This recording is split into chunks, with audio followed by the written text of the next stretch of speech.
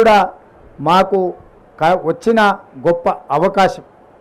ఈ అవకాశాన్ని ప్రజలకు ఉపయోగించాలనేది మా ఆలోచన. అదేవిధంగా ఎన్నికల్లో ఇచ్చిన 6 గ్యారెంటీలలో మరో 2 గ్యారెంటీలను 27 తారీఖు నాడు సాయంత్రము ప్రారంభించబోతున్నాము. ప్రధానంగా 500 రూపాయలకే సిలిండర్ ఇచ్చే మహిళలకు చేయూతనిచ్చే విధంగా ఈరోజు సిలిండర్ 500 రూపాయలకి ఇచ్చే కార్యక్రమం.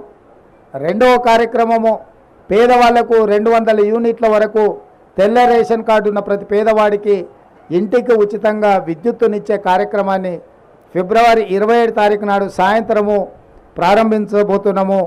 ఆ కార్యక్రమానికి శ్రీమతి ప్రియాంక గాంధీ గారు కూడా హాజరు కాబోతున్నారు.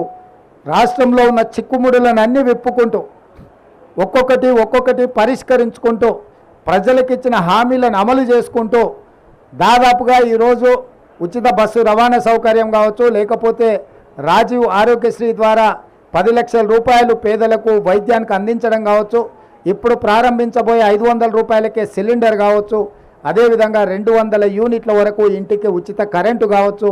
మేము వచ్చిన 60 రోజుల్లో 25,000 ప్రభుత్వ ఉద్యోగ ఖాళీలను భర్తీ చేసినాం.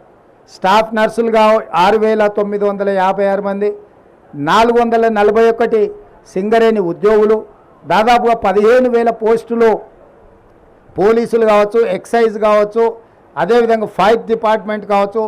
వీటన్నిటితో పాటు మార్చి 2 తారీఖు నాడు మరొక 6,000 పైచలకు ప్రభుత్వ ఉద్యోగాలు భర్తీ చేయబోతున్నాము.